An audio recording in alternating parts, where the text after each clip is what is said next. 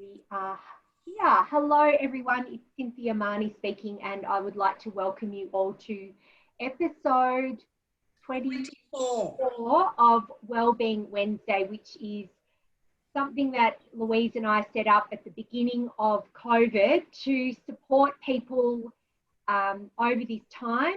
We thought that a lot of the women in our network of rural, regional, and remote women would have lots of wisdom to share, and we also thought that wellbeing was a really important topic through this unprecedented world event we find ourselves in.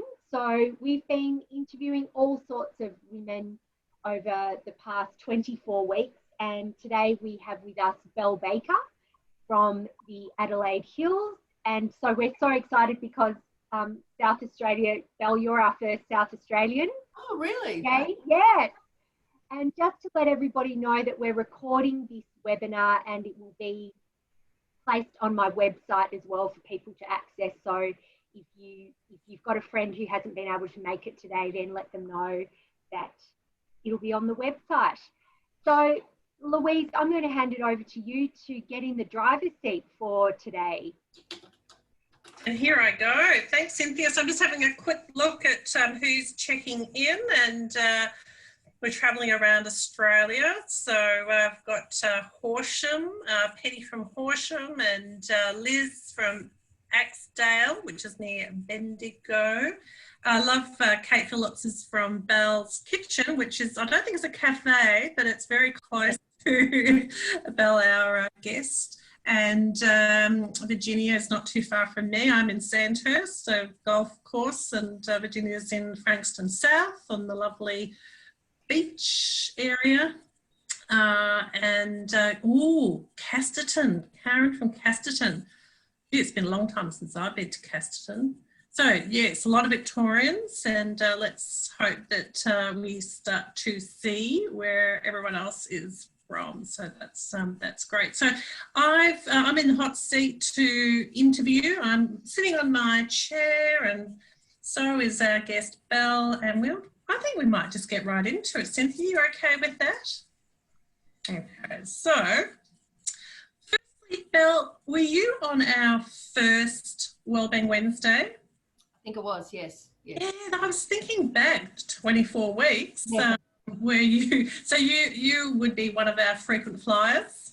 I was for a while, but when the first lot of COVID restrictions came into South Australia, this was a godsend. I just loved it. It was wonderful. And then we had things relax here, and we were starting a business, and I had a few other pressures, so I watched from afar. But yeah, so I don't think I get the frequent flyer badge anymore. No. Sadly. I consider that. You get some extra flying points when you become one of our guest speakers. So you might get moved up to business class. So let's hear about that business and that you started up recently. Start about the business. Right, so my partner and I, Pods, have started a business called Adelaide Hills Farm Services. So it's agricultural contracting in and around the Adelaide Hills area.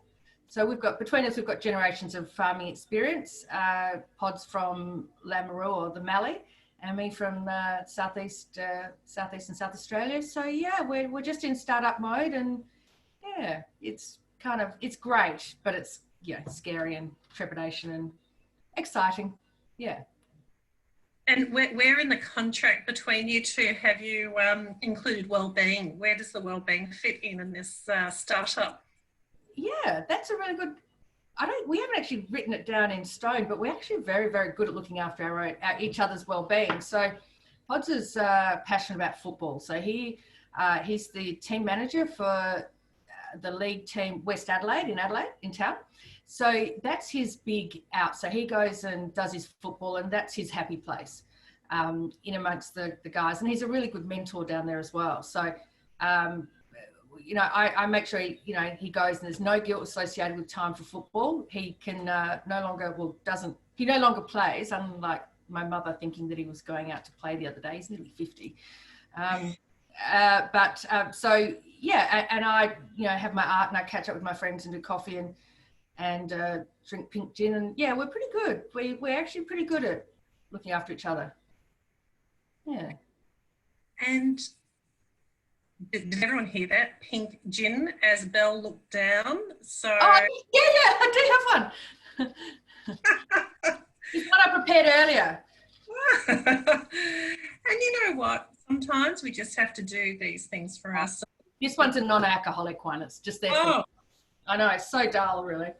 So, so I'm sure there's never a dull moment in your life. So tell us a bit about your life. What do we see if we had a glimpse into your life? There's a good reason why I wear pink coloured glasses. No, I grew up on a farm out of Lucendale. Had you know, the perfect childhood and went away to boarding school in Adelaide. Loved it, but the longer I was away from home, the more I realised I wanted to be on the farm. So I've really got a strong interest in cattle and stud cattle, simmentals. That's really my bag. So from there, I actually worked out before I turned 10 at Lucendale. I turned 20 in New Zealand. I turned 21 in Sydney, 30 in London, and 40 in Naracoorte. So, you know, been around the world from there. But yeah, so. Where will you be when you're 50? Adelaide Hills. It's only a few years away. Yeah, Adelaide Hills. Be here. Yeah. Yeah, hopefully. Yeah. What did growing up on the farm, what did that teach you about well-being? What not to do? Oh. I think that'd be the simple answer there. I guess you know, my parents weren't great role models as far as that's concerned. It was all work, no play, and very much Dad was you know, in charge of the farm, and Mum was in charge of the home front, and that worked for them, and that's fine. But you know, there were things like, you know, I keep saying don't talk about the war. You know, they would never talk to us about well-being, health, you know, anything like that. They were always there for us, don't get me wrong, but you know, there was just, you know, certainly there was a point where my dad had depression, but you know, it was never ever mentioned. And in fact, I remember him being rude about one of his good friends who had depression and taking tablets, and you know, Dad was scathing. Yeah, but you learn in spite of those things, don't you? You do. So what have you learned now if you're running your business? And I'm assuming, big assumption, you're looking for staff for farms, are you? What are you looking for, or how are you helping those people have well-being as part of their life or their work life? Yeah, well, look, a few years ago, I worked for an earth moving company down at Naracoorte, and there were 20 blokes and me. I was the only female in the company. And out of those 20 blokes, I dealt with 5 quite serious mental health issues. So that's a pretty big proportion. And from there, I sort of did my mental health first aid, and I've actually only just done it again. So workplace mental health, I think it's the, you know, it's the thing you don't often see. And I quite often, well, I experienced it in relation to blokes who didn't have their finances in order. They work really hard and they either have to pay maintenance for this child over here, or they've got something, you know, really a lot around finance. But so Pods and I decided that in setting up this business, our employees' wellbeing was going to be paramount. So we take that into account well before the skills of the people we're employing, because we can teach skills in a lot of cases, but we need people to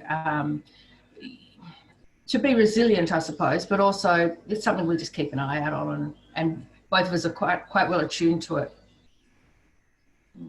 And to be honest, just a little plug there, we've been doing quite a bit of work with Inspire Ag, Sally Murphy. Oh, yes. Yeah. So she's really a big part of how we've got to where we are now.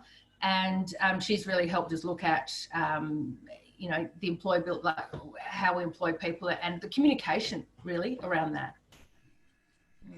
So I'm just having a look at the list of speakers. When did we have? Episode 10 was back in, that was Tasmania.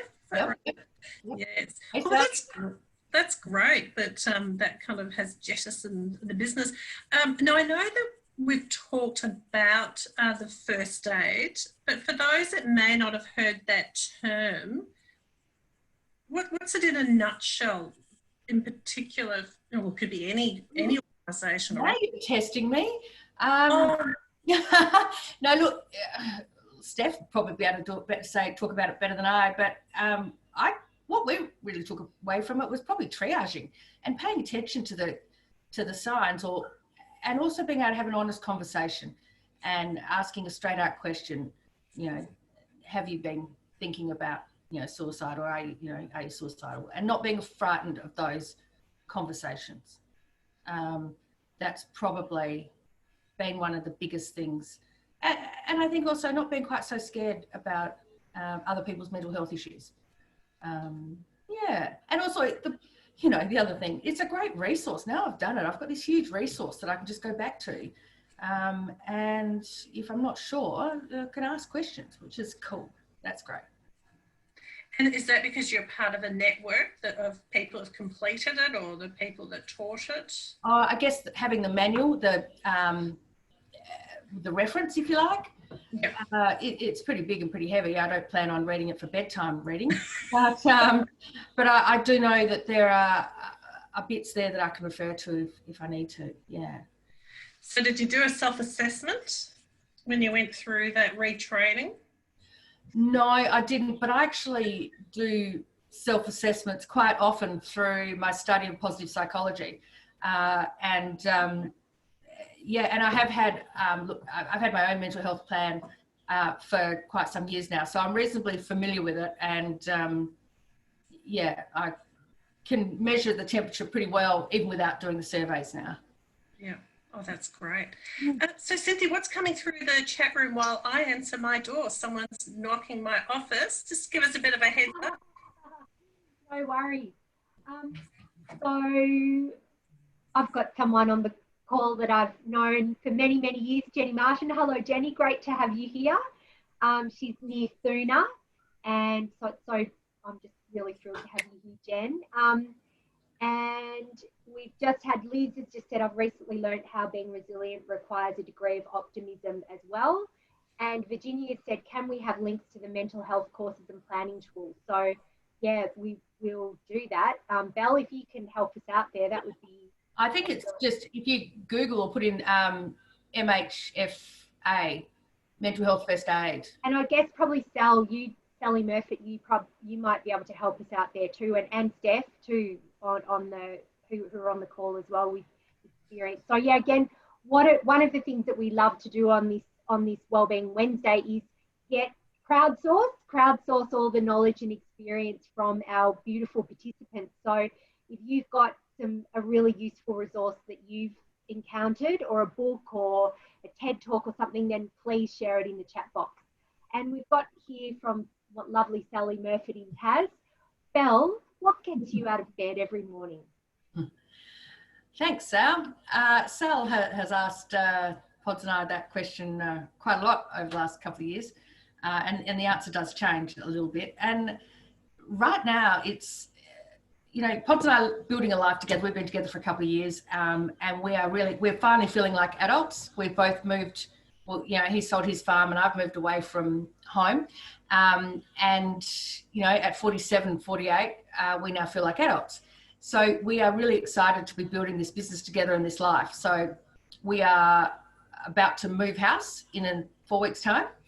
And because we finally found a house for us, a home, if you like.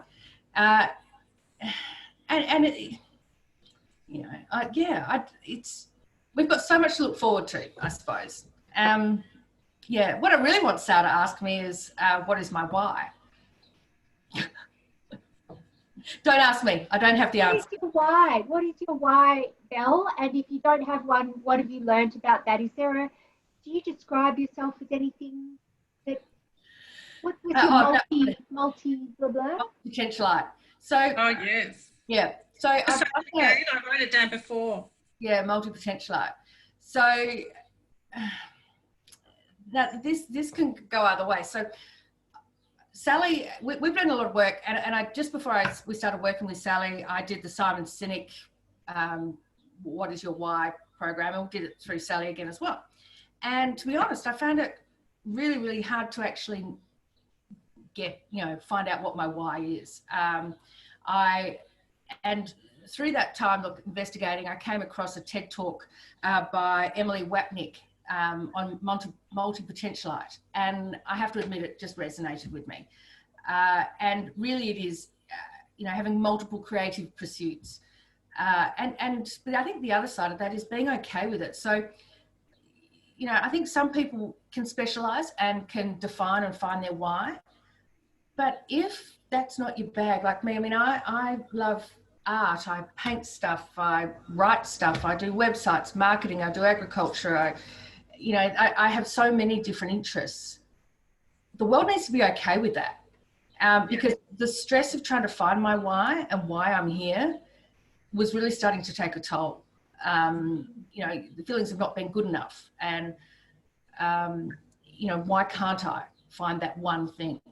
And the guilt when I no longer want to do that activity. So let me pick one. I don't know. Well, I refer it to sport. So I was playing tennis for a while at school some years ago, and I kind of mastered tennis, and I wanted to try rowing. And I'll never forget my dad saying, don't swap sport. You'll be a jack of all trades, master of none. And he was really scathing. And I guess that's a message that a lot of us get in life, is to be generalised at something is not good.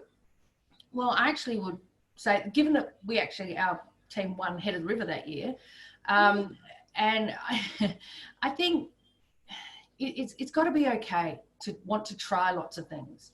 Yeah. And I don't know, to be stuck in something you're no longer passionate about, surely that's worse. Absolutely.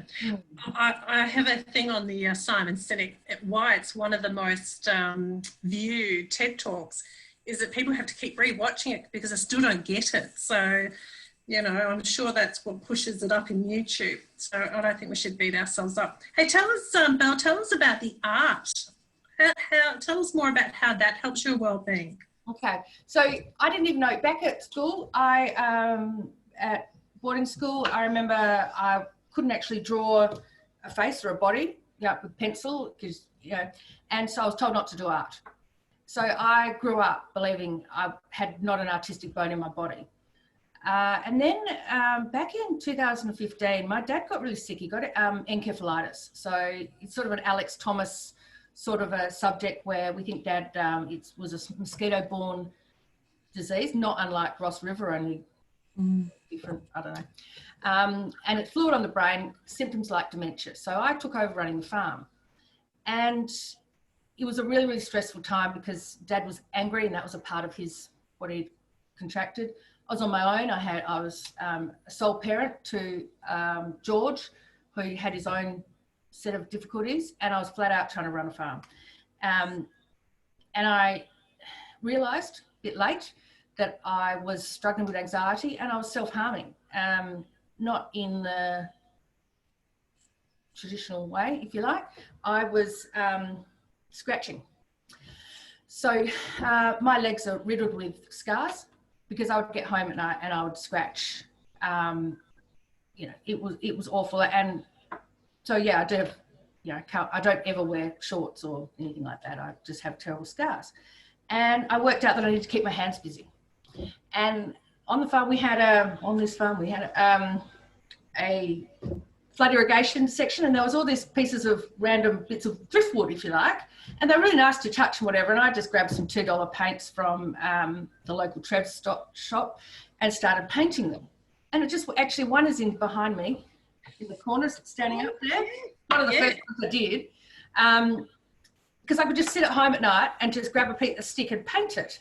And then when I ran out of sticks, I started painting jars. Oh, beautiful. A little bit closer to the... Sorry? I'll just put it a little bit closer. Oh, beautiful. Oh, that's great. And, and then basically anything that sat still for long enough, I painted. And I had this aha moment when, maybe I am slightly creative. So then I started doing other things, like macrame, or I don't really want to get off the chair here. I would do things like this, where I you know, I call it refabulating. And if you look at my Instagram thing, you'll see I do a lot with fabric, like this. I don't know whether you can see behind me that round thing. Yes. That's actually fabric on a really big pizza tray thing that I repurposed. I don't know. And these are my boobs, not literally. The boob pot. Lots of pots. That's great. So I just aim to keep my hands busy. And has that worked for you? Yep. Yeah. Medication also helped. And acknowledging that I was having a problem. That was tricky, especially in a small town. Yeah, that was tricky. So, yeah. That's obviously that. Thank you for. Sorry, Belle. Just to ask you, what was tricky about it? What was tricky about it for you, being in the small town? Well, it's pretty embarrassing. I guess.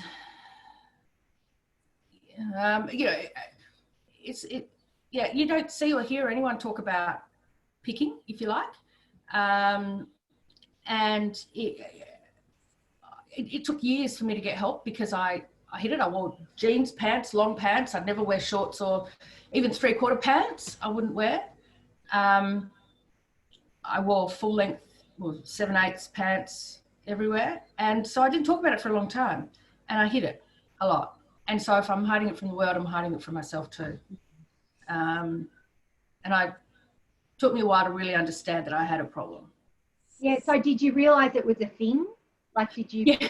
Googling my friend. I started random Googling one night, just trying to understand what was going on for me. And then I worked out it was a thing. And that it is a form of self-harm, which I didn't understand either. So now I can actually name it. And I do occasionally. I have times when I sort of scratch my leg or whatever, but I recognise it now for what it is and can stop. And at the moment, I am just noticing in the evenings. At the moment, I'm fidgeting, and so I really need to get my paints back out or just something to do while we're spending time with our son in the evening. And tell us about positive psychology. Did you say, Belle, before you're studying? Yeah. So in your spare time. Well, look, I think, again, I'm having a really good day of being honest with myself. I haven't completed the course. It was a part of my decision and trying to move myself from Narra Court up here was to study positive psychology to try and set myself up to be a different kind of employee and to have a different skill set. And so I started studying it externally and loved, absorbed the topic. It's wonderful. And I could see so much good in it. And as much from just the way I think now is changed. I can really be quite reflective on things without being, I don't go for daily walks. I don't do anything good like that. But things around, I choose my thoughts. And, if our son says, "Oh, you made me angry," I go, no, you chose. I said something you didn't like, you chose anger. And that's so powerful in that, we can choose to go for a walk, but everything going on here is just, it's worse than obesity, I suppose, isn't it? In that,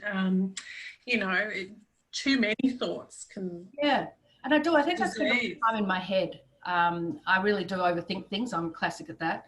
I've got procrastination down to a fine art. And that's a work in progress. Look, some of the things with exercise, it's interesting. I struggle a lot with migraines, a lot. I do Botox for migraine.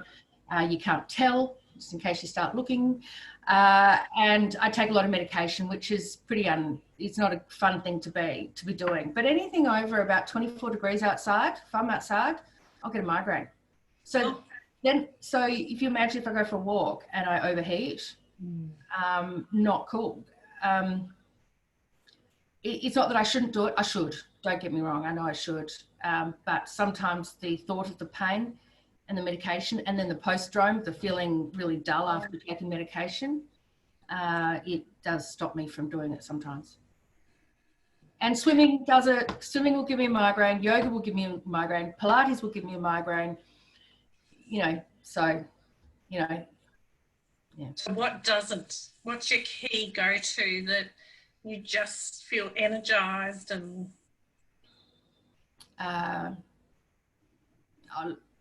You know, no, I can't. Nothing. Quite often I do things in spite of. So, yeah, I love tennis. So in the past, you know, down at home, you know, I would love to play tennis, but I try and make sure it's really cold. But even so, I would want to play tennis because I just really enjoy it. Yeah. So. Does Belle, does art give you affect you? Only if, I guess, if the light's not good and I'm trying to, you know, I get something and I'm trying to be, not really, no. And I suppose it's then your posture, isn't it? No, it doesn't. I usually feel pretty good after art, after doing something, because I love the process of, you know, of having made something pretty, because color energizes me. It's my go-to thing.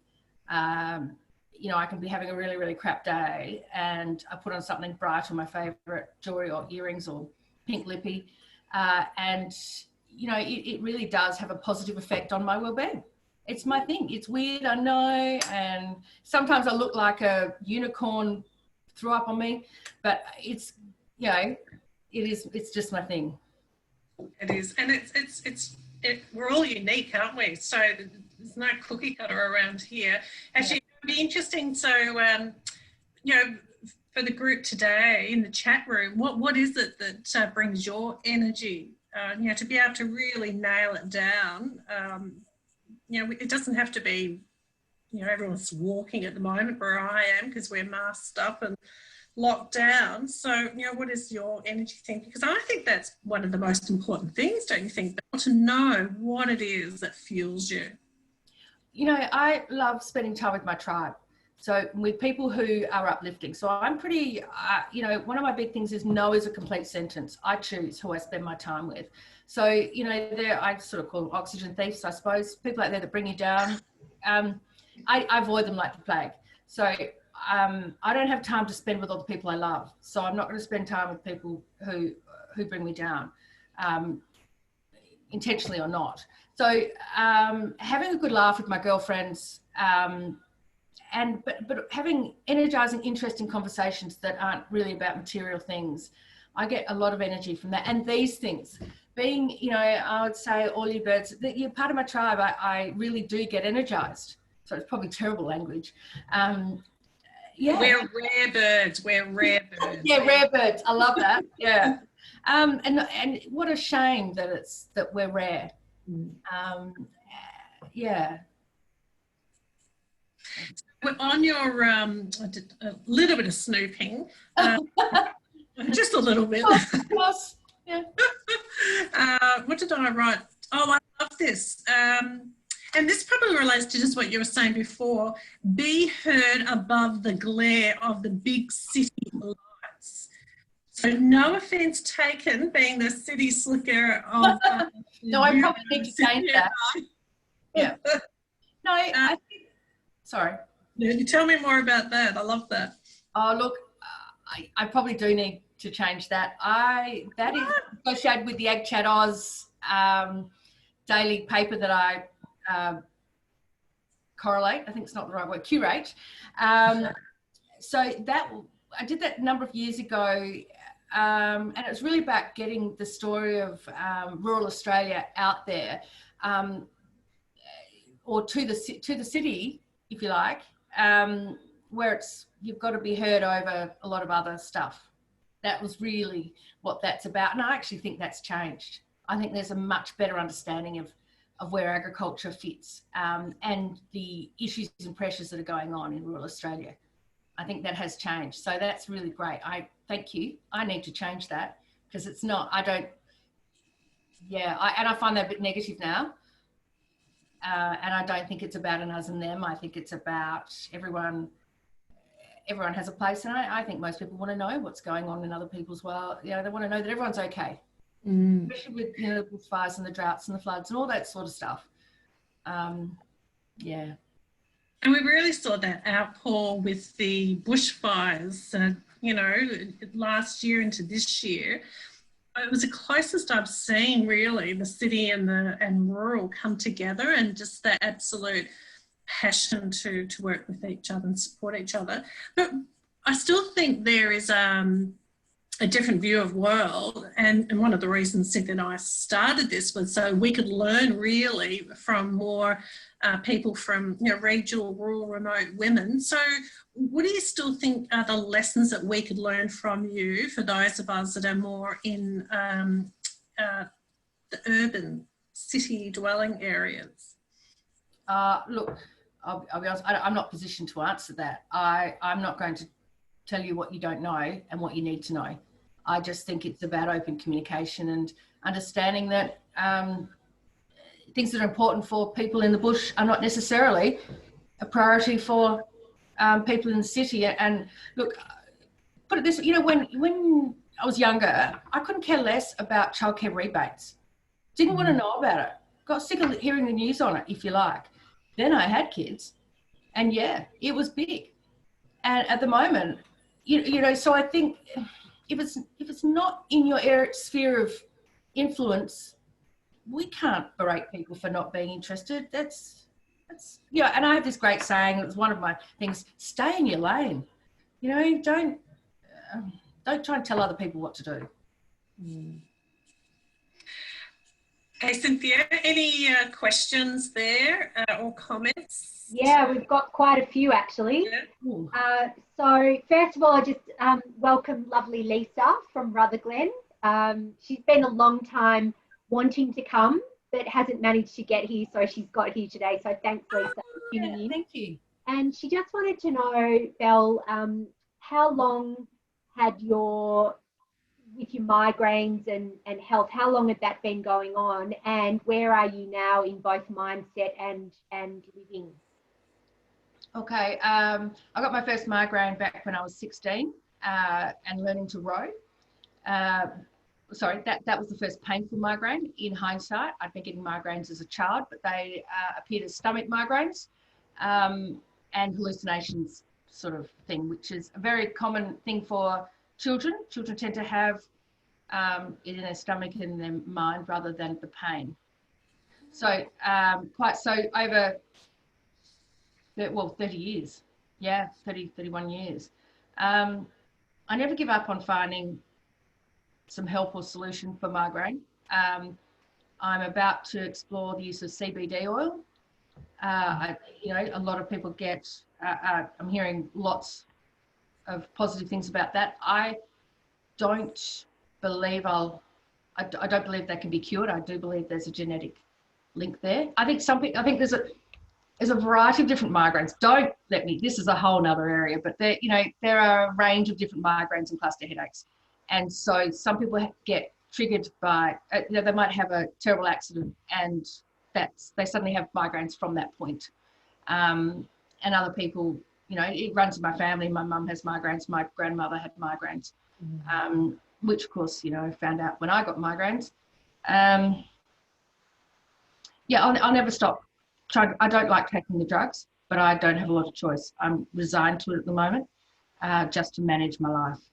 And I do need to manage my life. I've got a fair bit going on. Lovely Belinda, hello Belinda, says, what are the upsides and challenges of being a multi-potentialite in a world that often values mastery? And do you often talk about this aspect of your identity? Yeah, look, through this, thank you, ladies. I really do identify with being a multi-potentialite. I know there's a couple of girls on here that are going, Belle, you don't have to, but I don't think it's a cop-out. It is challenging because I often feel like a failure if I look at this positive psychology, I haven't finished the course. It's really embarrassing. But the other part of me has recently gone, well, I'm tired of berating myself. I'm exhausted from berating myself. Maybe I was actually never going to or never meant to. The learnings I got along the way have been fabulous, and I'll take them with me everywhere I go. I think the benefits are, you know, I'm an ideas person. I have amazing, if I could sell my ideas and, you know, I'd love it, but I'm an ideas person, I'm not a doer. So I'm a, you know, I can solve anybody else's problems creatively. I do say I'm a bit of I like to smash the status quo. I don't accept what I'm given. I always question everything. And I think that's wonderful, but I don't fit in a box. I've got a pretty big, loud personality. It's not for everyone. Yeah, yeah, and I guess my thoughts go everywhere. You know, I'm not an organised person. I love organised. I need to be organised. It's how I need to function, but I'm not good at it. Yeah. Belle, it sounds like just that claiming of that name and naming it is a form of self-love and self-acceptance too. Yeah, I think you're right, Cynthia. I think I might finally be, and I think that's something that the freedom of having moved up to the Adelaide Hills has given me, the freedom to actually admit who I am. I've never fitted into a box. I've always struggled with that in small towns, and you know, whereas, yeah, yeah, I'm sorry, I lost my train of thought. I just love self-acceptance. Self-acceptance, yeah. I think you're right. I've kind of denied it for a very, very long time. I've really never really understood where I fit in the world. And I can't work out what I'm here to do because I just feel like I've got so much to do. And then, oh, look, new shiny new thing. Yeah. And aren't we lucky? Aren't we lucky to have that type of personality in agriculture and rural and contributing a different way of being? Thank you.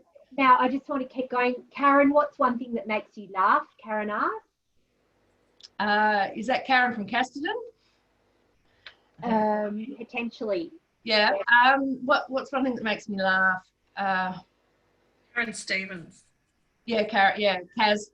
Hello. I lived in Casterton for a while. That's how I met Karen. One thing that makes me laugh. Lots of things make me laugh. Although I have to admit, recently I have lost my sense of humour. I often say to pods, you know, one of the best ways to deal with errant children. We've got our child has some mental health problems at the moment, and I have lost my sense of humour. And I'm conscious of it. I'm pretty, you know, I'm sad about that. But I do try. And I think just being able to laugh at myself, you know, that's the main thing, I think. I fell up the stairs. Oh, I went into George's school yesterday, and he's got this huge amount of stairs. Anyway, I went up and I fell up the stairs and kind of into them. No one saw. Anyway, oh my, no, but I have hurt my hand and my big toe and my ankle, you know. Anyway, I grabbed George and I said, oh, you know how I live to embarrass you, George? You know, I'm your mother and this is my life. And he went, yeah, what have you done? And I said, oh, well, I just fell up the stairs. And he goes, oh, I do it all the time. And I was just going, oh, okay. Thought you might laugh at that. But maybe. And thank you, Belle. There's a lot of love for you here, Belle, in the chat box, by the way. Really kind. Thank you. Lots of love. Den's learning self-compassion by Kristen Neff, helping her not to be so tough on herself. I think, says Lisa Weirs, the multi-potentialites are necessary. I call it a logistics manager, but I like your term better, Belle. Yeah. We're really lucky. Thanks for sharing your story. Smasher of the status quo. Now, there was one question right back that I have missed, and that is from Susie Jacobs. Belle, what's your procrastination tools? Mine are cooking and cleaning. Yeah, I sadly, mine aren't cooking and cleaning. They need to be cooking and cleaning. They are not. No, mine is really probably art and looking at pretty things on Pinterest. No, yeah, making stuff, probably. Yeah, or doing anything that's I'm not supposed to be. You know, if I need to do the book work, I'll, you know, write a blog post instead. You know, because I can. Yeah. Any others, Cynthia? That's for the moment. Oh, I see. Aren't we getting for the moment? Yeah, I think I read that. We're getting so good at reading lips now. when the, the mute button's not been unmuted. So I'm curious about the impact. I just see you as this big, bright, bubbly person, as in, you know, you're colourful big. Yeah. How does that impact others, those people around you, their well-being? Yeah, interesting question. So, look, it goes both ways. So, you know, I guess it sounds a bit like it's feeding my ego, but I do tend to get some really nice comments. A lot of people praise me for being gutsy to wear bright clothes, if you like, or they comment on the interesting jewelry or bits and pieces. And I get energized from that because I think if I've made somebody else smile or have a chat to a stranger, I think that's pretty cool. Other people, of course, you know, freak out. And, you know, what's that saying? Something about not everybody's your tribe, or not everybody will like your energy. They're not, you know, they're not your people. Yeah. But I'm conscious of it. So depending on the situation, I will dull myself down. But I never really feel right. So you know, we've got these lovely uniform, like shirts, RB Seller shirts with name, you know, lovely. I have one, never wear it because I'm not into uniforms. I need to be able to express myself. And yet other people, Pods, he loves having a uniform and wants his staff to wear a uniform because it's neat and tidy, it represents the company and it all looks good and official, and that's great. And I completely agree with that. Put me in a uniform and I'm not myself. I really can't express myself. So what's that thing? Don't put baby in the corner. Oh, you know. So that just again confirms what you're saying before about that, you know, you're not one to be boxed up. You're unique. What about other family members? Are you near them or are they further away? You mentioned before about your father. Yeah. Have you had an impact on their well-being? I'd like to say yes, I think. My dad he doesn't understand day to day, so it'd be hard for me to know what he's really thinking. I know he's proud of me. Mum is thrilled that I'm no longer down there and able to do my own thing and be successful. And you know, we've got some really cool things, you know, going on, which, you know, I think she's pleased for me that I'm able to do things she didn't ever do, if that makes sense. Yeah, and that's pretty cool. In another way, and this is something that I've only recently become aware of, is I think growing up, I was never really allowed to outshine my brother. So because my brother was sort of quieter, had his own problems. I don't really remember. I've always been outgoing and loud and annoying, etc. And I think growing up, I was always told to sit down, be quiet, sit in the back seat. Steve needs the attention. He's the one that's not traveling so well. So I spent my life trying to, you know, around family, trying to be less. And only recently, and actually doing some work with Chels, who I think is on here somewhere. Hello, Chels. Did some timeline therapy with her, which was just weird and amazing and really super cool. That I worked out that yeah, I now I don't need permission to be who I am, and I think I spent my whole life, yeah, trying to be that way. I don't know. Yeah, it is. It's kind of weird. Yeah. You've got to tell us more about timeline therapy. No, I don't. I can't. It's a sort of semi-hypnosis, unconscious mind thing where you're guided back into your timeline and you deal with fear, anger. I don't know, Chelsea, put it in there somewhere. And so you look back on a time when you felt these feelings, all in different, like, so deal with anger, for example, and float back in time above the event so that you can look at it with fresh eyes and deal with it for what it was, rather than as the child you were dealing with it there. How am I doing? Sounds good. Yeah, and look, there were a couple It worked. yeah, look, it did. I was not skeptical. I wasn't sure how it would work, I guess, but I'm open to anything. I'll try anything once again if I like it. It worked. It was great. I didn't realise that. That was new to me. Had no idea. And now I feel like I can give myself permission to do whatever the heck I want, legally, generally. Yeah. Well, do what you can when no one else can see you. You've got to get caught first, don't you?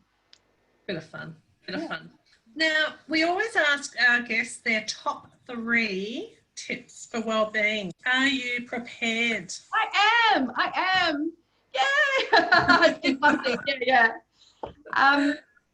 Yeah. So my 3 things. The first one is stay in your lane.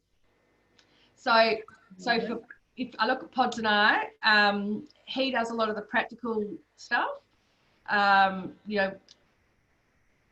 I sort of do the marketing sorts of things. So he's not going to make a decision on marketing because it's my bag. So we do interact and talk about these things. I don't like cleaning, so I'm not going to berate myself about cleaning the house. I get a cleaner in. So I stay in my lane, stick to, because otherwise the amount of stress and anxiety I have around trying to do these things which feel really hard for me, and somebody else like Kate Phillips loves tidying and organising. Great, you go right ahead. And but I think that's, so stay in your lane. I say it a lot, stay in your lane. The other one is imagine the possibilities. So this is a real positive psychology thing. So, and I picture my dad, in the sheep yards waiting for a truck to arrive, and he's been waiting for 3 hours and the truck's late, and he gets madder and madder and furious, and he loses his cool and kicks the dog, and it's all horrendous. And I'd say, well, just what could it be happening? Could the truck have had an accident? Could the driver be having a really bad day? Has he run out of fuel? Has his phone dead so he can't ring you? If someone cuts you off in traffic and you go, oh my God, it's horrendous. Well, could that person be rushing to a sick child or an ill mother? It's not necessarily about you. So just imagine, and I find that just, a revelation just to go, you don't really know what's going on. So just imagine what the other possibilities are. And I say it to George all the time. There could be other things going on here. What are the options? Think, what's his name? Edward de Bono, 6 Hats. Yeah. And the third one is no is a complete sentence. You choose. If you're not up to doing something, just no. You don't have to explain yourself. You don't have to apologise for not being able to do anything on any given day. Just no is a complete sentence. Beautiful. Thank you, Belle Baker. We've covered quite a few subjects there. I'd say, I don't think in our history so far, Cynthia, we haven't talked about migraines. Mm-hmm. And we haven't talked about I'm going to call it time travel, but I know there was another... Timeline therapy. So it's brilliant every week that we hear something new. Now, we've just got some minutes, haven't we, Cynthia, for questions or comments for Belle? Yes. So what's the most challenging thing that you've ever done for wellbeing, says Arthur. Hi, Arthur. One of the most challenging things, I think, is trying to come up with 3 things I'm grateful for, but remembering to do it. But I have a solution. I have worked it out. And I read this somewhere, I put my toothbrush in my offhand. And when I do that, that triggers me to remember I need to think about 3 things I'm grateful for. But doing that otherwise, really, really hard. But it's easy to be grateful for. That bit's easy. Remembering to do it, that's hard. Yeah. So tell us about the trigger. When I'm cleaning my teeth, I put my toothbrush in my left hand, in the offhand, and because it triggers another part of your brain, obviously, the left, right. And so while I'm cleaning my teeth, I come up with at least 3, usually a whole lot more. And Lisa says, what is it that makes you the most vulnerable, and how do you cope with it?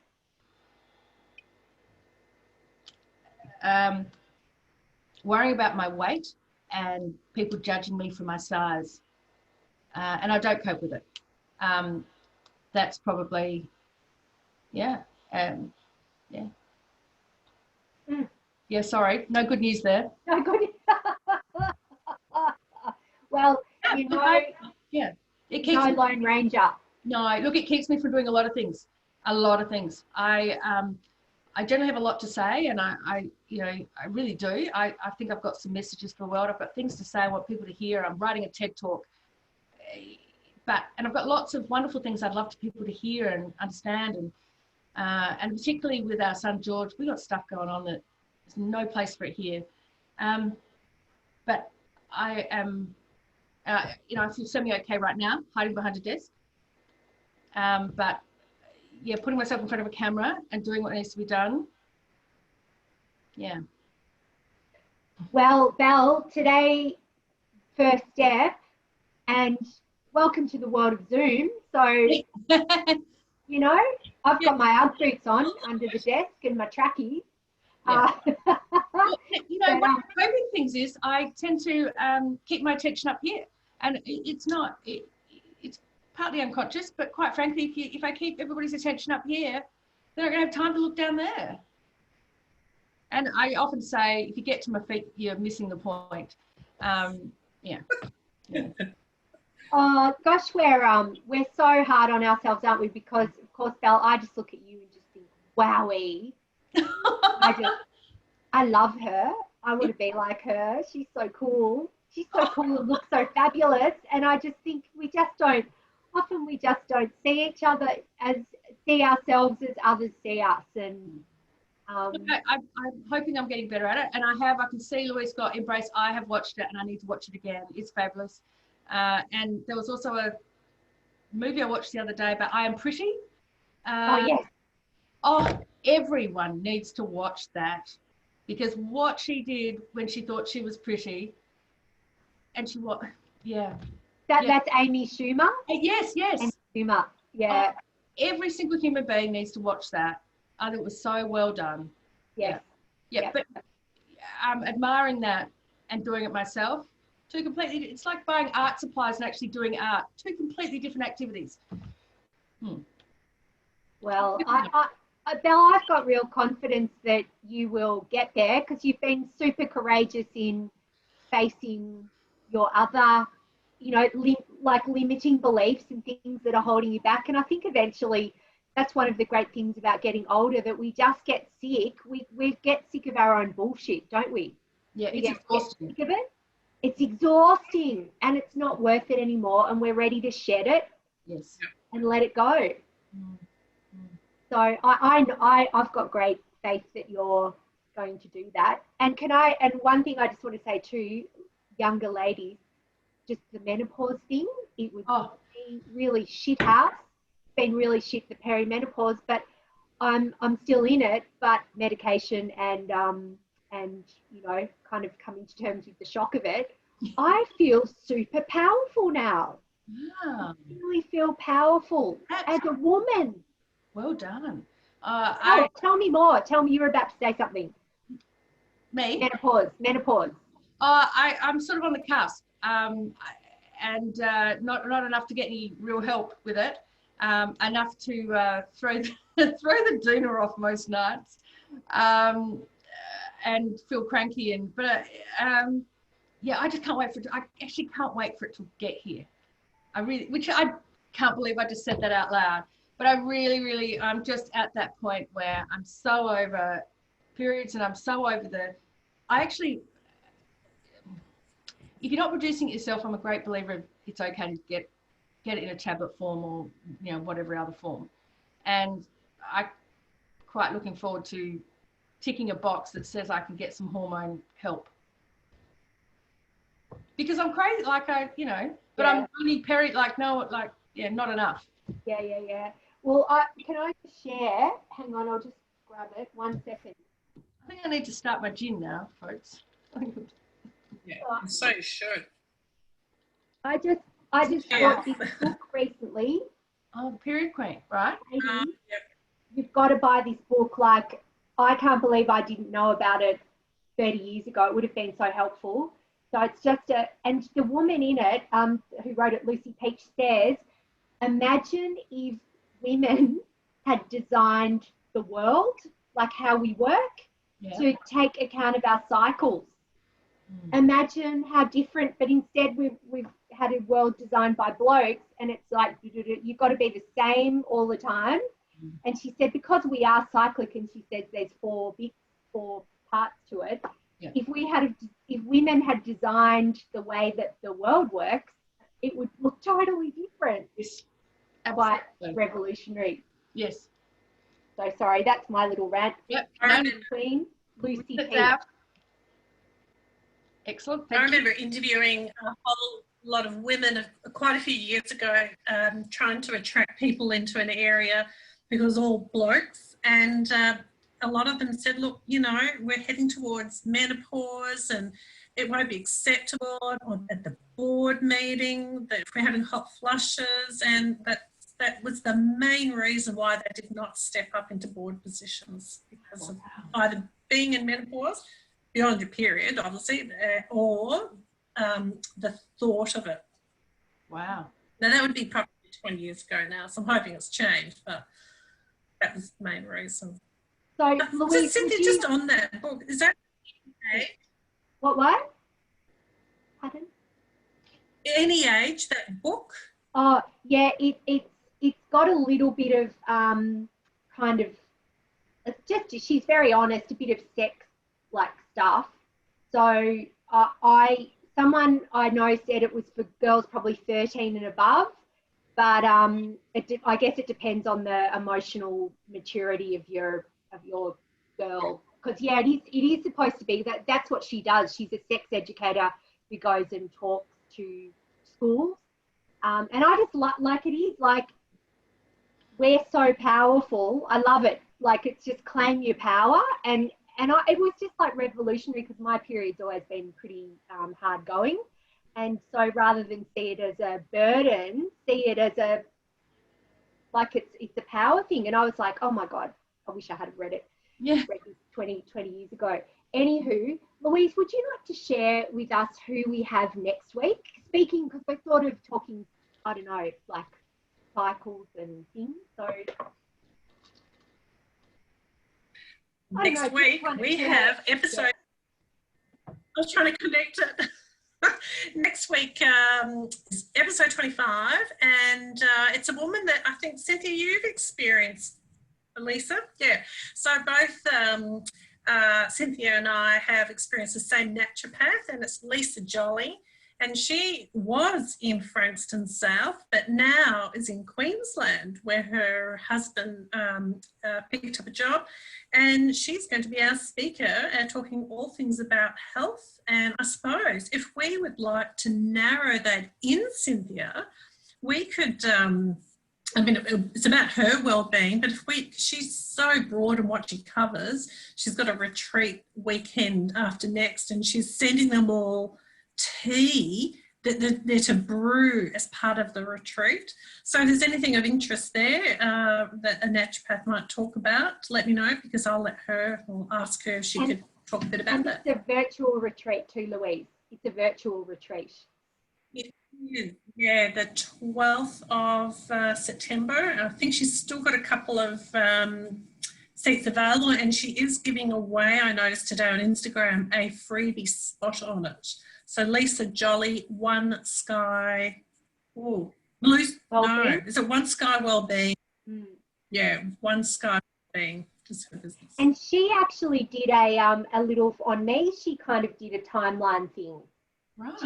She tapped, and because I had this thing of, I think I'm really fat, and we did this timeline thing, and she was tapping going 15 years old, no, it wasn't then, 6 years old, no, it wasn't then, and then she came up with an age, and it was like this memory just came to me, and it was like, oh my God, that was it. That's so cool. And then she was like, you can let that go now, you can let it go, and we did some things, and yeah, it was quite incredible. She's really good. So come next week. And Belle, thank you so much for gracing us with your presence, your beautiful, bright presence today. Thank you. for doing the honour